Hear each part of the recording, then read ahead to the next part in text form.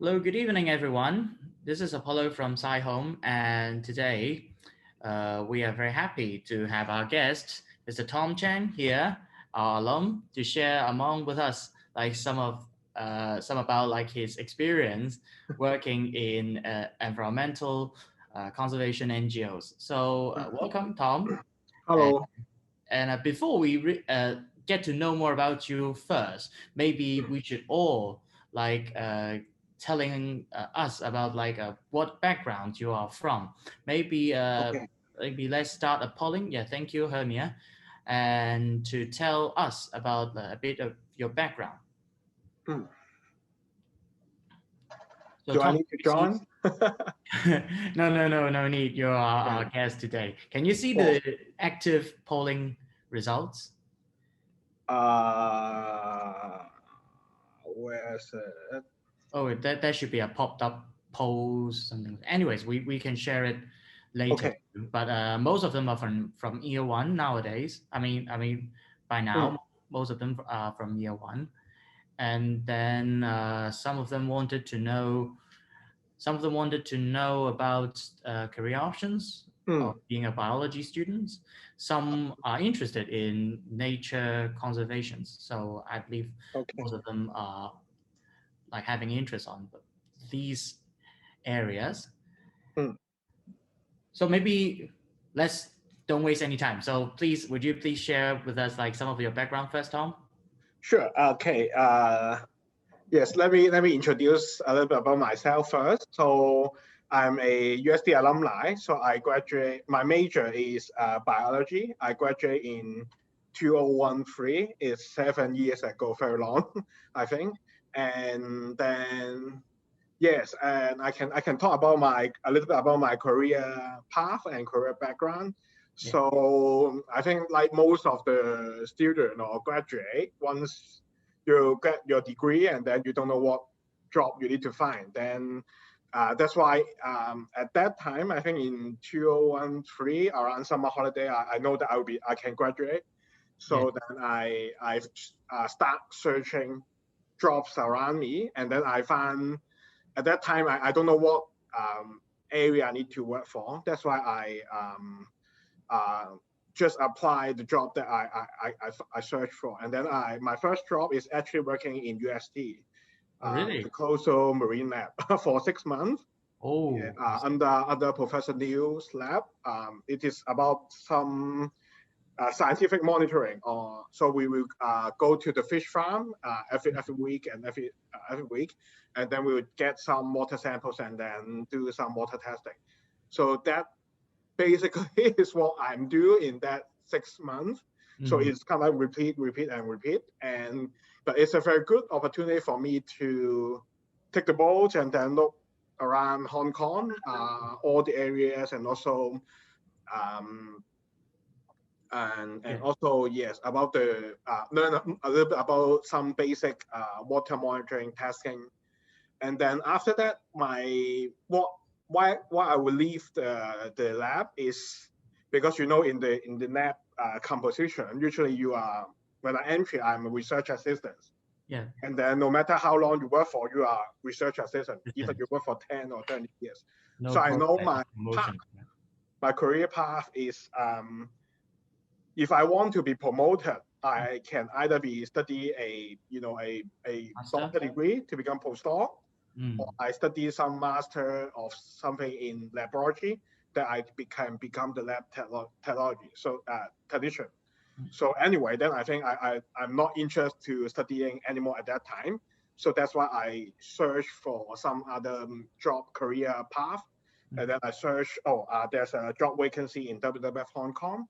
Mm. So, and it is about education. It's totally new. It's about education. The title is called Assistant Education Officer. So and then I apply for it, and then I successfully get the offer. So that's why I go to work for WWF Hong Kong since I think it's 2013 Mm. as well. So I worked for in WWF for almost 6 years Wow. until Long. early this year, from assistant engineer all the way to senior engineer. So the field is quite new to me. It's called conservation education or environmental education.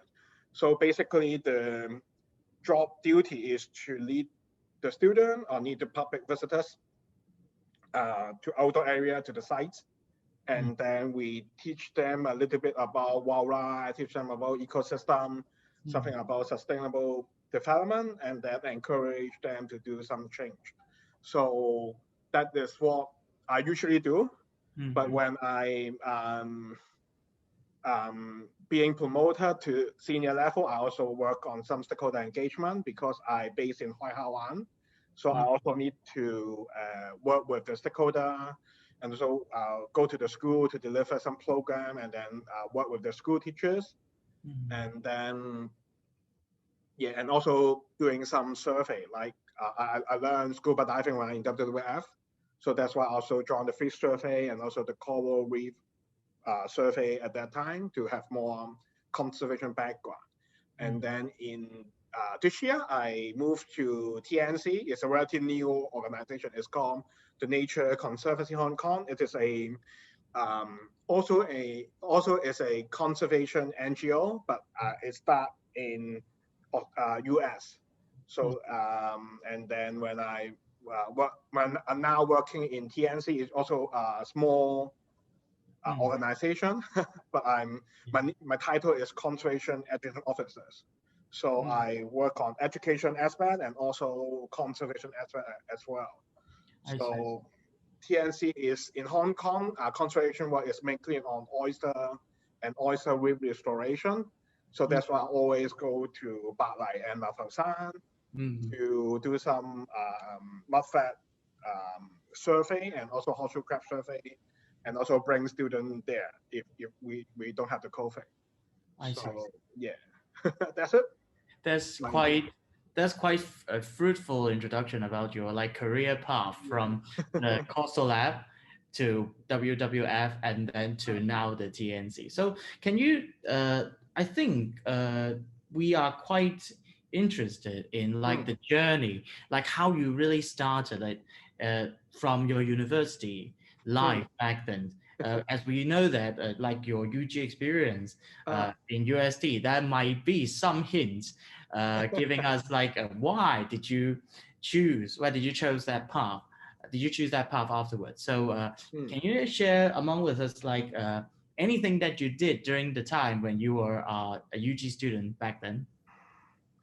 I think when I'm studying in UST, my UG life, so I think the highlight is I did my final year project on water monitoring. It's about something, go to the UST, the pier, and then do some water monitoring there. So I think in that 1 year project period, I developed my interest in conservation because I think the ocean is quite interesting. And also there's a lot of new area can be explored. So that's why my first full-time job is being the RA research assistant and the coastal marine lab. And I think, yeah, that is the start of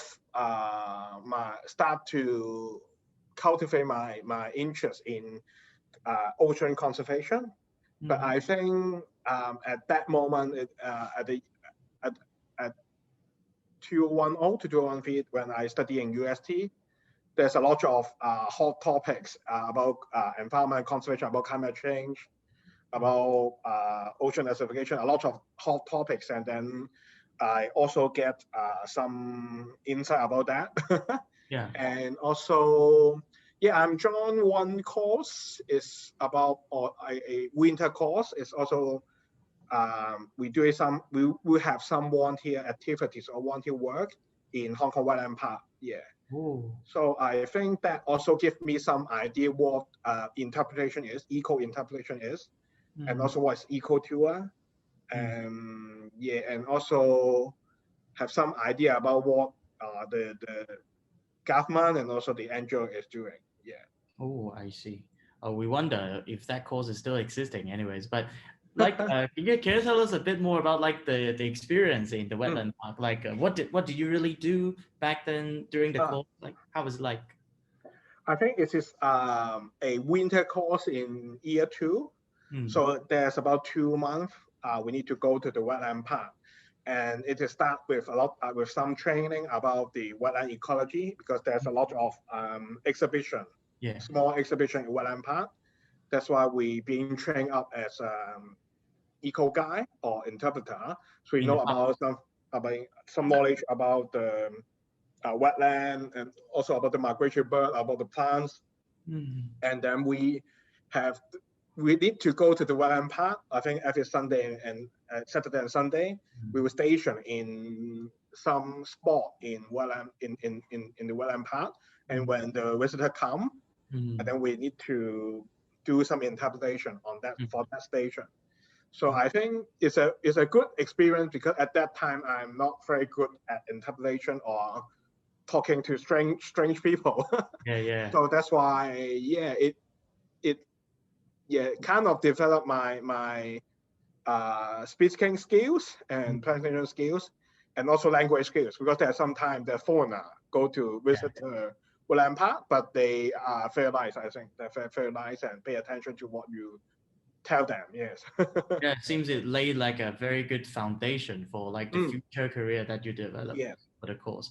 So now you also like mentioned like a lot of like things about like why or like how you did in your current position. Can you tell us a bit more about like maybe your position in WWF first? Like how was like the 6 years goes? Because you mentioned like you have to engage some stakeholders engagement. So how is it like what stakeholders are you did you meet during that time, or like what will you deal with those stakeholders? Okay. I think because my working field is called environmental education. The special thing is I know a lot of friends, they graduate after they graduate in university, they get another bachelor degree in education, and then they become teachers. This is what we call formal education. But we when we're doing environmental education, it's like informal education. So that's why we always come up with a lot of ideas about conservation, and also about environmental protection, and then we need to work with the school to implement our project. So, for example, the project I have worked on is called Discovery of Ocean Drifter. It is a 2-year project that engaged 10 primary school and 10 secondary school in a 2-year time, from 2014 to 2016. So that's why I need to go to the school and then talk to the teachers. And also in secondary school, there are some teachers called curriculum development officer. So I also need to work with them to see if the school are interested in, and then will they spend some of the time to let the student to join our activities. So teacher is our main stakeholder, and the second one is education bureau, because for most of the NGO, I say in Hong Kong, we want to get EDB, Education Bureau, to endorse our work.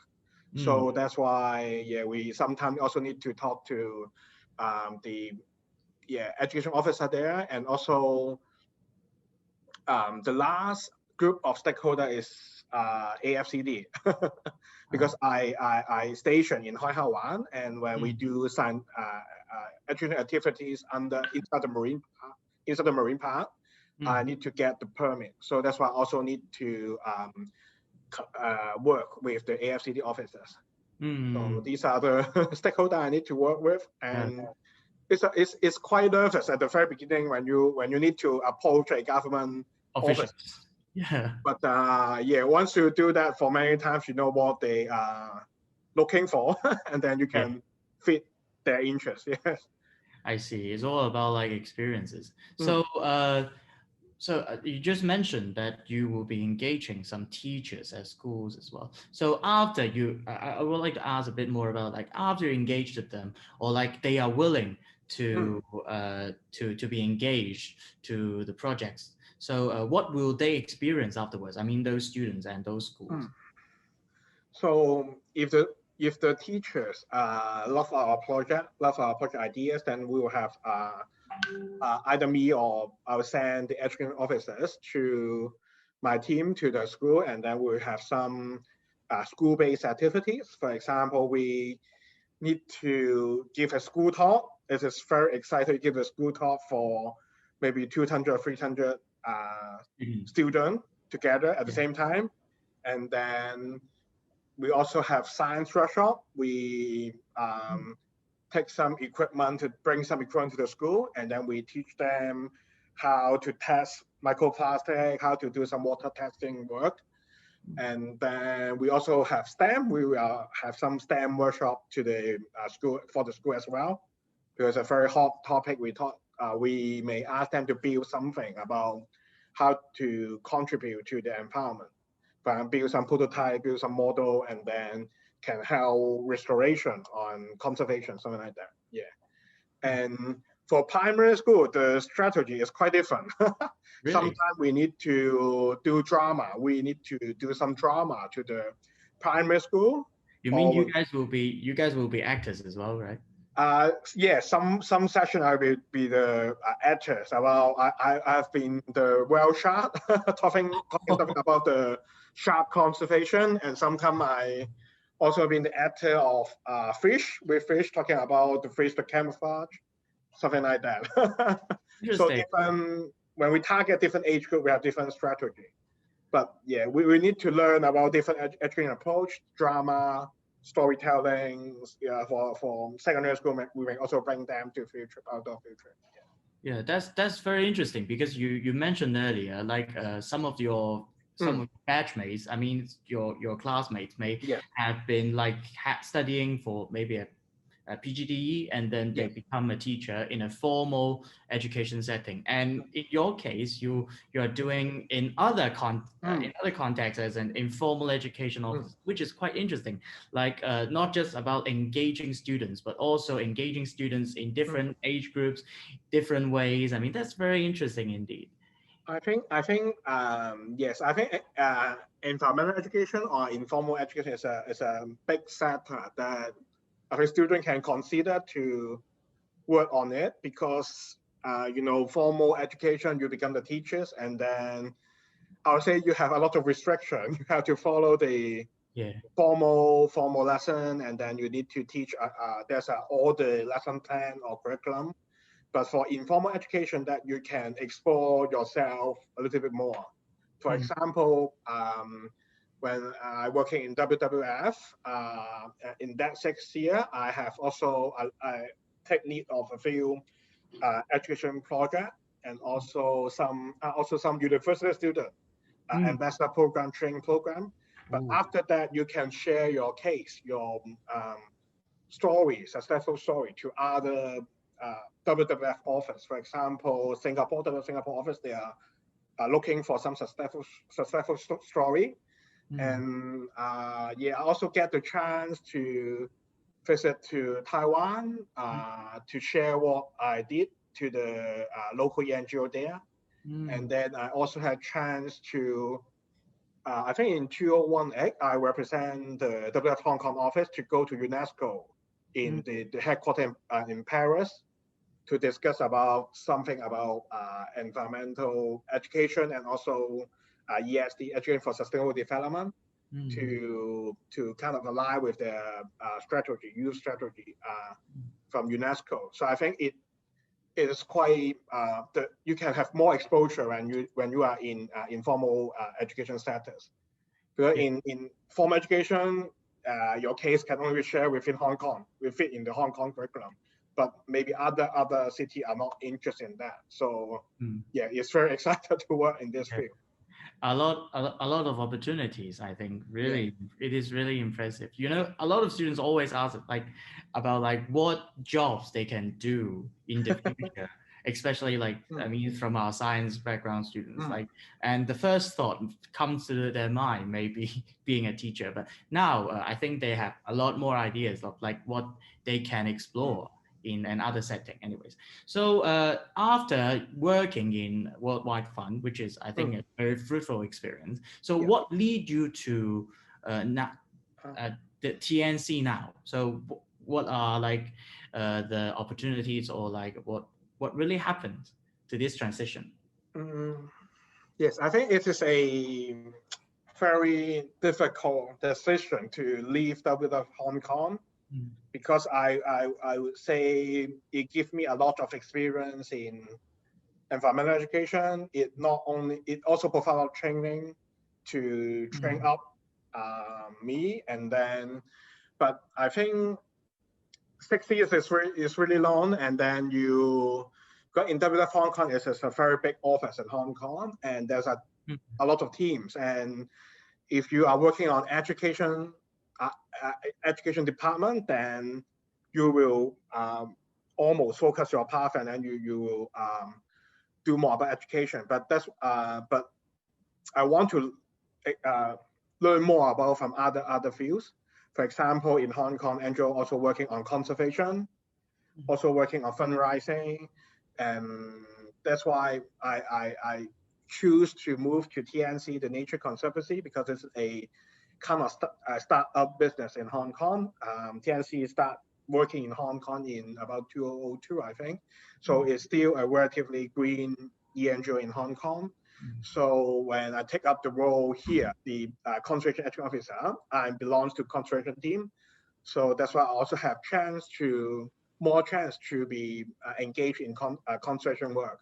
For example, the oyster restoration work, the horseshoe crab survey, the mangrove survey, something like that. And then it gives me more idea when I deliver education program, that I can have more experience to deliver to the students.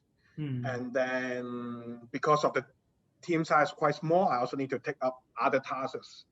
For example, not only leading tours, but also working with business sector, writing proposal, something, more tasks, more new challenge for me.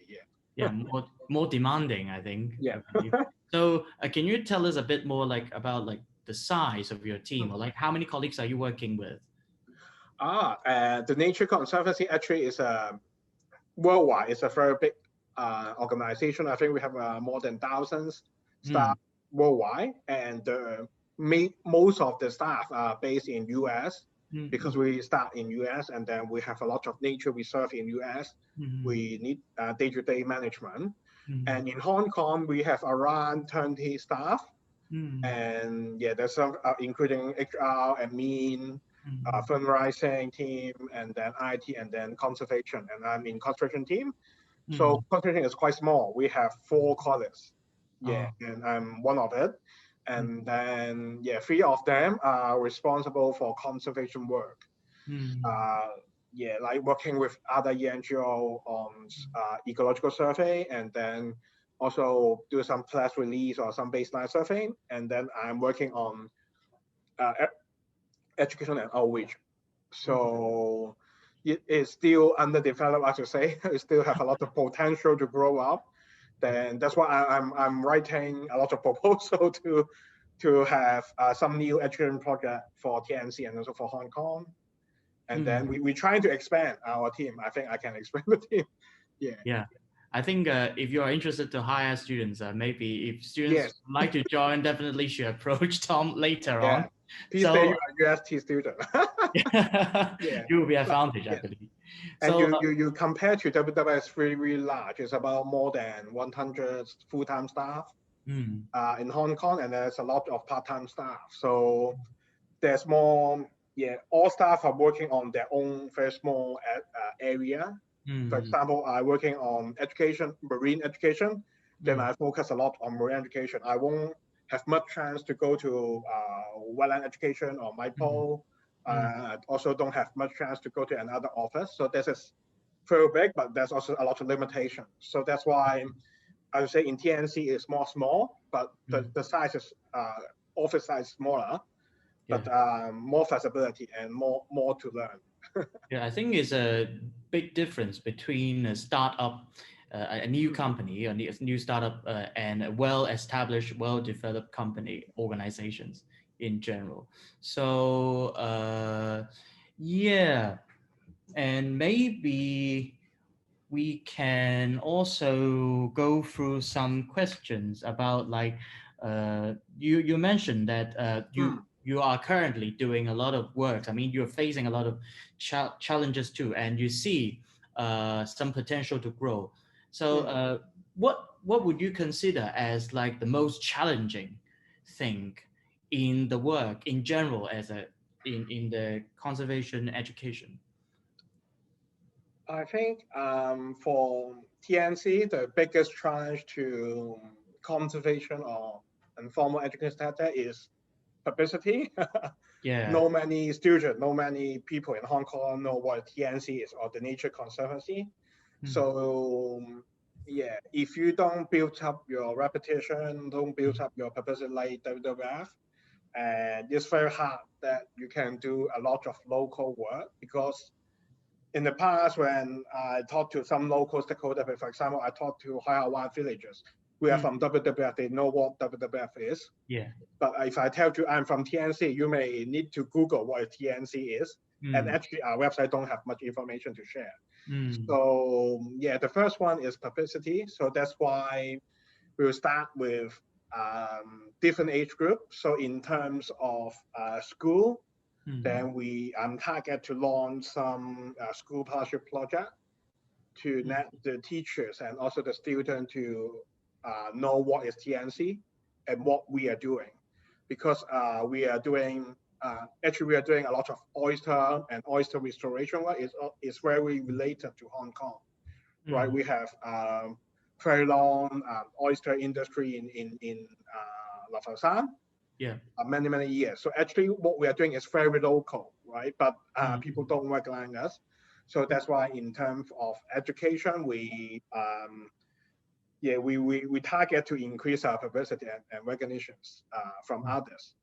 And then in terms of public, we will make use of Bat Lai and also Lao Fo Shan as the case study that we want to show others, oh, we are doing there. When people go to Lao Fo Shan and Bat Lai, they recognize, oh, TNC is there. So, but it is very slowly to build up because, my experience is building relationship, it takes long time with especially people and people relationship. So that's why, it start and we need to start earlier and then we grow up a little bit. Yeah, I see. So yeah, it really takes time. And I think your organizations really relies on like the experiences you had as well. Yes. And also you mentioned about like you guys to have to write a lot of like proposals for funding, right? Can you tell us a bit more about that? Because maybe students might not have ideas of like what NGOs usually do about like writing proposals. Yes, I think what writing proposal is about is first of all, you come up with an idea, what you want to do and why you need to do some analysis, maybe gap analysis with the education sector, why you want to do that and why is it important for your participants, why is it so important, and then you need to think about how to implement it because as an educator, it's not about what I want to do or what I understand, is what I can tell others. That's as important how I tell others what we are doing. So that's why we need to plan a lot of activity, how to implement or how we can do to get the funding, right? Yeah. But I think that also related to what I study in UST. I think the UST curriculum is quite special. I remember when I in UST, I need to take some course from School of Management, and also School of, I think I also take some course about accounting and also psychology. I think those are courses that also useful for me when I doing writing the proposal, because I need to go through the numbers. I think I also need to think about behavioral change, something like that. So I think, I encourage student, UST student, to take course not only from science school but also other aspects. It's a very good opportunity to help you to form the base. Yeah. And then and more oriented for different challenge. Yes. Yeah. And yeah, and once we finalize the proposal, and then we will present to some government funding, public sectors, and then see whether they're interested in, and then we will launch the program. Yes. Yeah, I see. That's very good advice for taking like a variety of courses. Yeah. I think nowadays students they really need to do that to get more exposure in different fields. I think Tina has a question, right? Yeah, Tom, yeah. I have some questions for you because yeah, when you mentioned TNC, to be honest, I never heard about it. Sorry. Yeah, I guess everyone here know about WWF. Yeah, because it's so famous. So when you were in WWF, why would you how did you find TNC and apply this job? I want to know, or there are so many conservation companies out there and you just pick one. Yeah. Maybe let me go through a little bit what kind of ENGO, environmental NGO, we have in Hong Kong. So I think, yeah, WWF is the largest one, definitely. And then I think, yeah, some alumni or classmates like also work in Greenpeace, then Greenpeace and Peace. Peace. Oh, okay. Greenpeace, yeah. And then Green Power, and then Kaduri Farm, 嘉道理農場. Yes. And then Hong Kong Bird Watching Society. And another very large one is Ocean Park and Ocean Park Conservation Fund. So although there's a list of ENGO in Hong Kong, but actually the people are very close because the office is quite small. So I know what Ocean Park is doing, and Ocean Park know what WWF and TSC is doing. Although we have different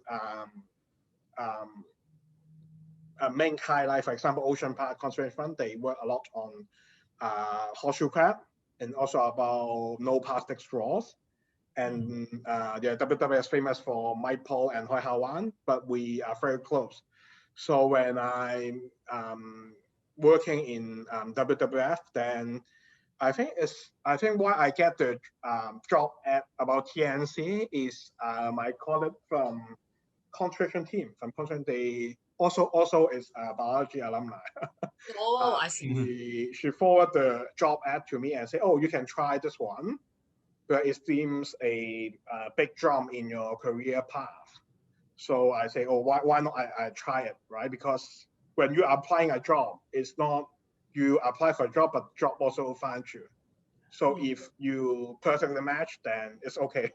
Then that's why I tried the work in TNC. And then after rounds of interviews, that is the most tough interview for me. Is about 4 to 5 rounds of interview, written test, oral interview, peer interview, and then meet twice about HR and also the supervisor, and then get the offer. So yeah, it's I think the ENGO community in Hong Kong is quite small. So that's why you building your people connection with others is very important. And when you're doing some project in WWF, if you have good results, and then other NGO also recognize, oh, Tom is doing some good job, and then they also notify you. Yeah. Yeah, you just mentioned a lot of ENGOs. So do they have any focus in difference? I mean, for example, like WWF, you mentioned Hoi Ha Wan, and then TNC, you mentioned about the oyster restoration. Yes. So do they have different focus? Yeah, they have. I think they have different focus. It's kind of like because there are a lot of ENGO in Hong Kong, so we try not to overlap with each other's work. And I think yeah, if some of the students really want to go there for interview, you need to know what the organization is really working on. For example, TNC is on oyster restoration, and then for Green Power, I think there were a lot of campaign, social campaign about climate change. And then we have Kaduri Farm working on, I think, mostly on terrestrial ecosystem and also migratory bird. and WWF is famous for Maple for sure, the wetland conservation and the education, and then Hoi Ha Wan is something on MPA, Marine Protected Area, and also the coral community in Hong Kong, and then we also have Hong Kong Bird Watching Society, and they're working on also on migratory bird. And the last one I can think of is Hong Kong Dolphin Conservation Society. It's working more on dolphin, something like that. So if you go to the website, you need to, if you want to apply for their job full time or part time, you need to know about what they are doing, and not to say some jobs that done by other NGOs and they know you didn't do much homework for that. Yes. I see. Interesting. So I'm just curious because you mentioned about oyster restoration. Yes. And do you need to, I mean, TNC, do they need to get permit from governments so you can, go to DC and then restore the oyster, the land for, I mean, the I don't know how to say it even. The technical terms to say those things. Yeah. I think for TNC, I think it's very lucky because we work in Pat Lai and La San. It's mostly private land, and oyster is not something endangered species. So that's why mostly we don't need to get a permit for it. But when in WWF, I work in Hoi Ha Wan, it's a marine park. Everything I do, I need to get the permit, especially something about coral is very important. So that's why I always need to work permit. But very luckily is both WWF and TNC is a science-based organization. So whatever conservation work or restoration work you do, you have some scientific research to back up. So it is more easier for you to get the permit. Yes. One group of stakeholders I need to work with is also some of the professors or researcher in the universities. Yeah, about on oyster, about horseshoe crab, about coral, about water quality. So yeah, that's another stakeholder I need to manage. Oh, I see. So that's why what you learn in your UG course is important, because you build because I build my connection with the professor there, and also the science concept you also need to use back in when you're writing permit or writing proposal to the government officials. They will challenge your science concept, so it's very important. I should say. Yeah, as far as I know, UST, I mean, life science professor, they don't have any faculties working on, I mean, how to say, organism like oyster. This kind of system, they don't work on that, right? They just work on something very micro. I think it's a quite extreme. I know some of the professors they're working on. I think it's called cell biology, working on very small DNA something. Yeah. And then some working on very large. I think it's about modeling, because environmental science is about modeling. Nothing in the middle. But I think although they are working on that aspect, on cell biology very small or modeling very large, but doesn't mean they are not working on other aspects. They are not expertise in other aspects. So yeah, and also some of them are working on statistics. It's also very important for research or conservation. Yes. So yeah, I think also that's why if you really want to go into conservation or education field, so your science background is also very important, I should say. Yeah. I see. Okay. I give back to Apollo. Oh sure. Just mention because you mentioned about university life is it's a very important part to lay a foundation if they want to get into the conservation field afterwards. So will you say how they should equip themselves nowadays, apart from courses they may take, what attributes or what skills they should equip now in order for them to be more competitive to get into the field? I think the first one is, as what I mentioned, not to focus yourself on everything on science. Also need to go to take some course from other school or other department that it will somehow benefit you.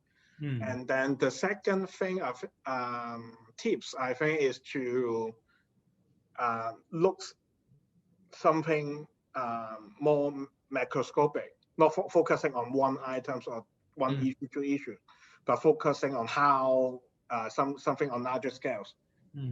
For example, you're taking a course, don't just focusing on what the course tells you, but think about the linkage between the course. Especially we working on conservation, usually the output is not just one output or one outcome. There's a lot of output or outcomes. So you need to link the concept together. And then the third thing I think is useful is the people and people working, how to build relationship between people.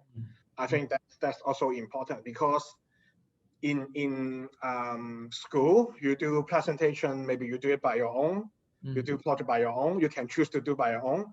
But when you move to a career, you work in an office, there's a lot of colleagues around us.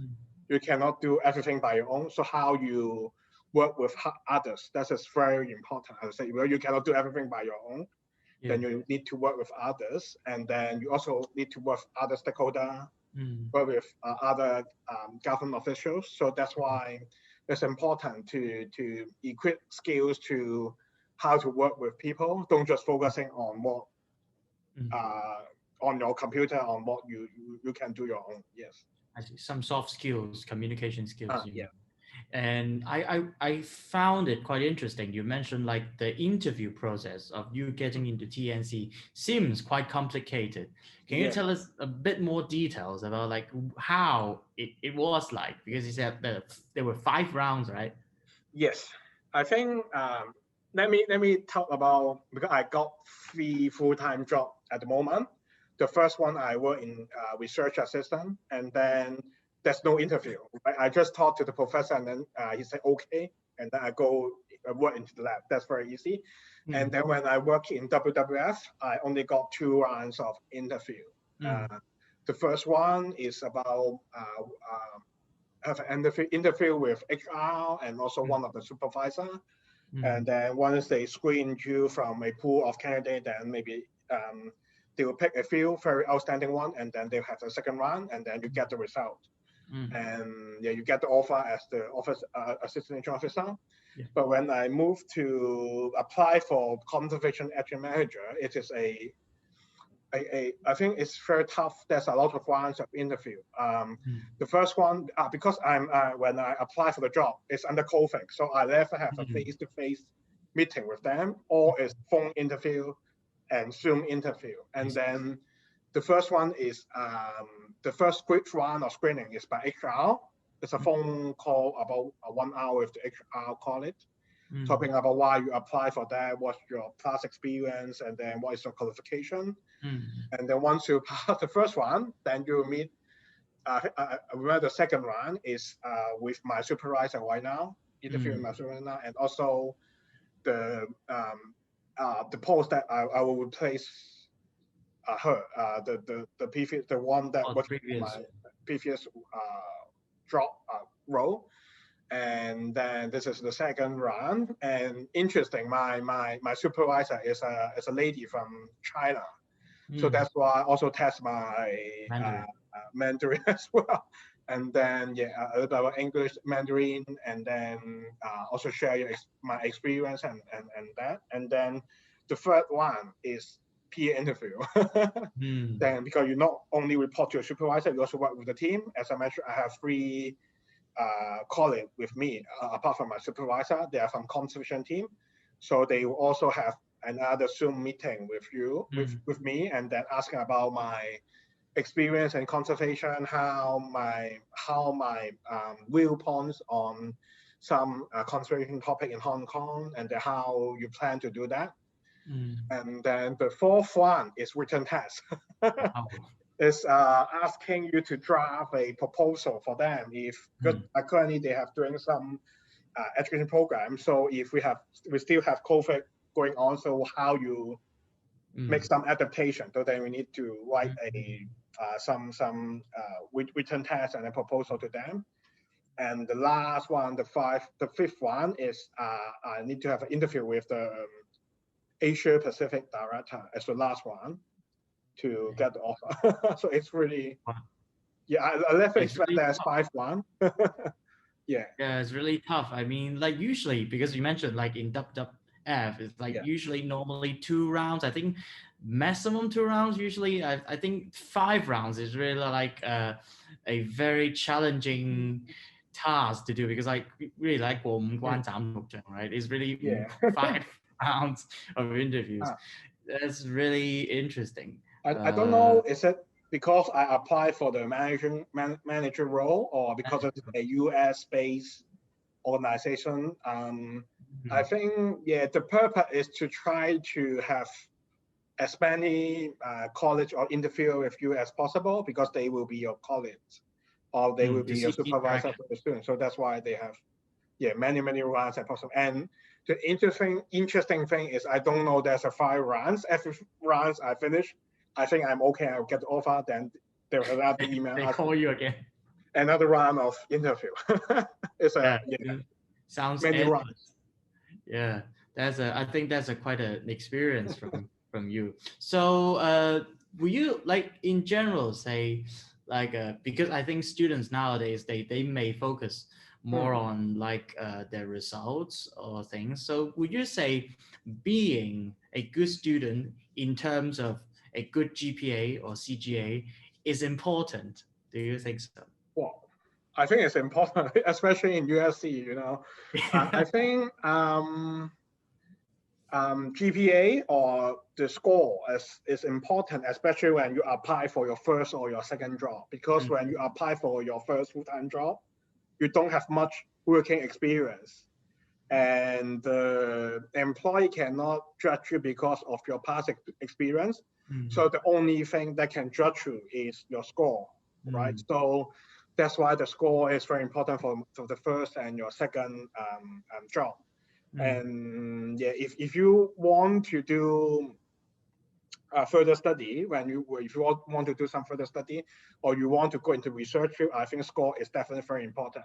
But after few full-time job, and then we start changing the position, then I think experience is more important than score, unless you don't fail all the courses.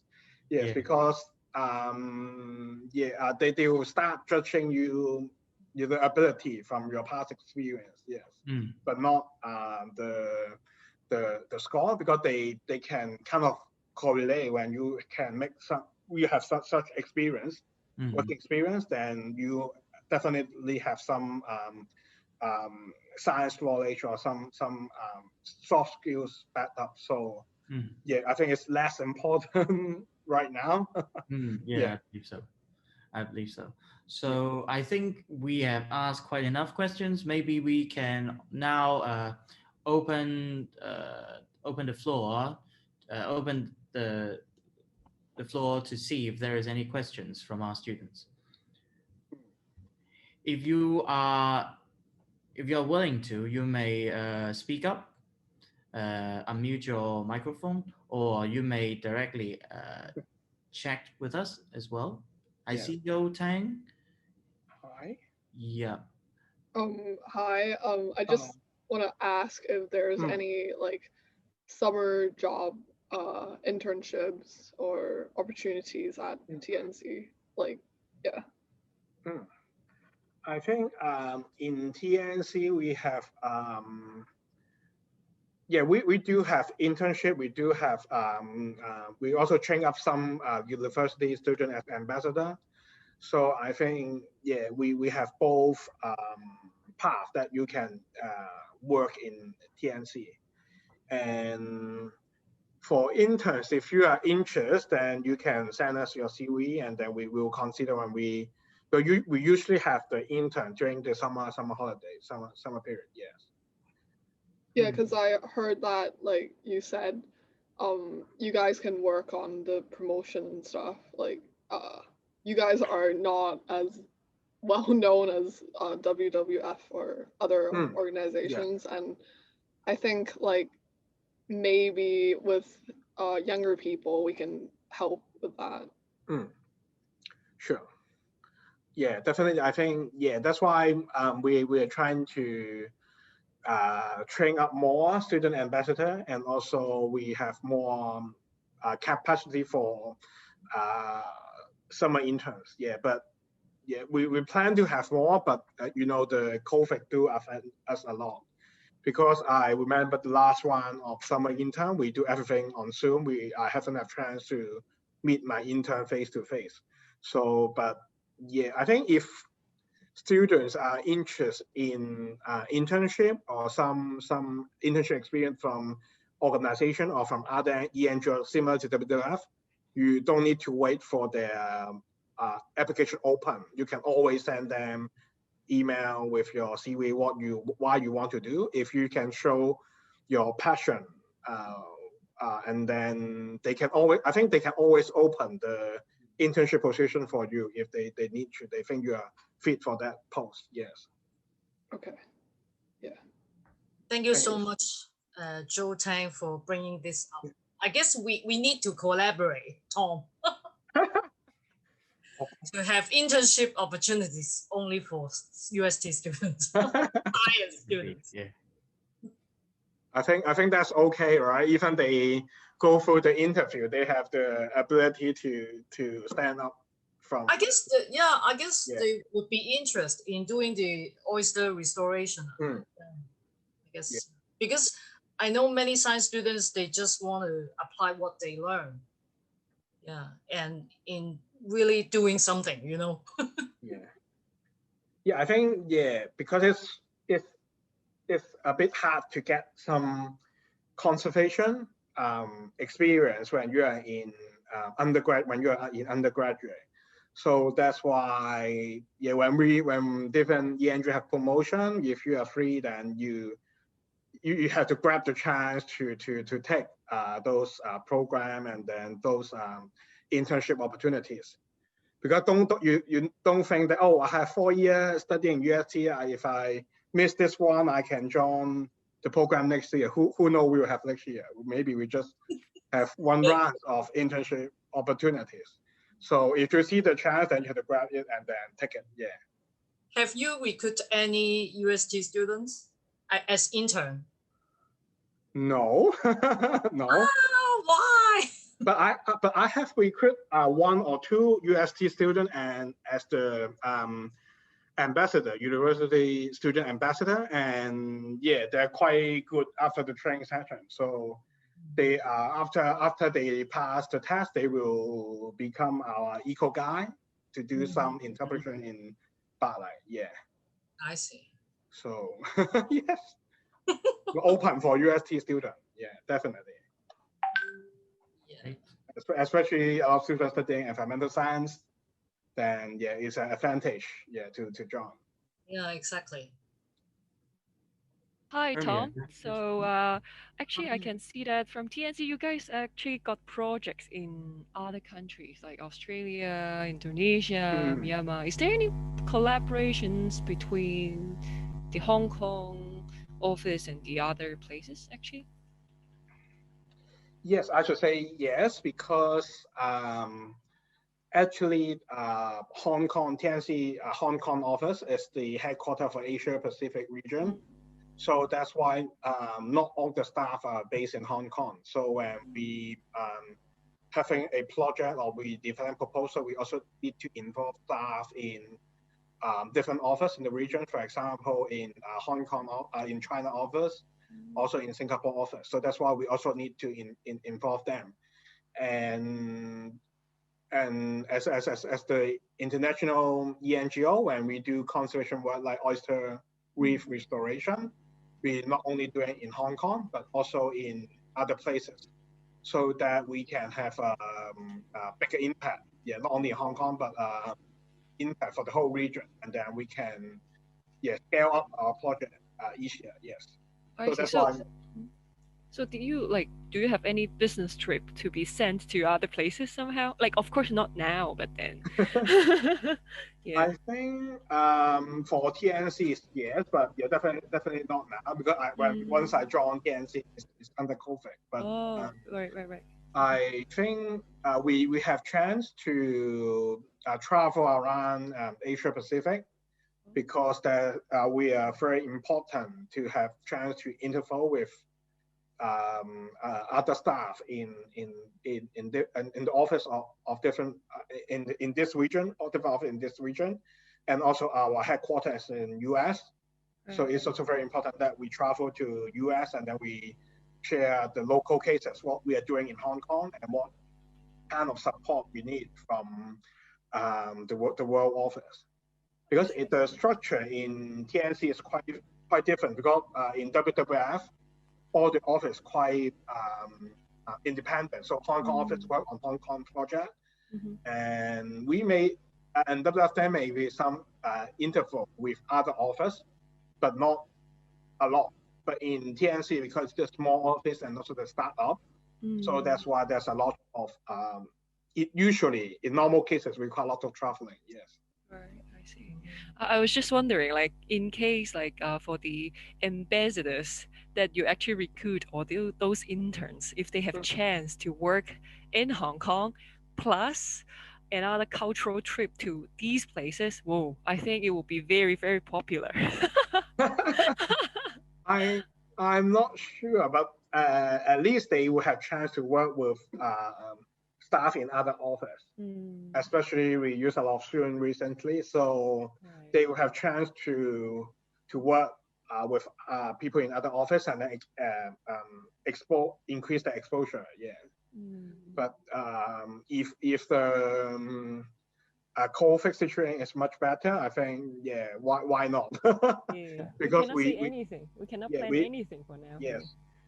I think the idea is really good. Premier is selling ideas to you. Yeah. I'm so sure that it will be very popular. Seriously. Because we have the OCPF and students, OPCF. they loved it. Yeah. But the quota is limited. I mean, just a handful. Yeah. So that's why, if I think yes, because I won't say there's a lot of cost when we send 1 or 2 interns to other offers to have 1 or 2 week job sharing. But what we need to consider is what the student can give us or what he or she can learn after the exchange, right? So I think that's for our consideration. But for international NGO or organization, we cannot. We definitely will think this is a possibility to send students to other places. Yes. Yeah. I think that we can arrange like meetings like that to talk about the arrangement exclusively to HKUSD science students maybe yes afterwards. So any other questions from the floor?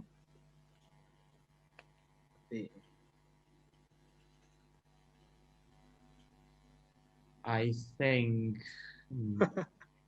can you see from the checkbox anyone privately sending you a message? Tom? No. So 可以用廣東話問過佢哋。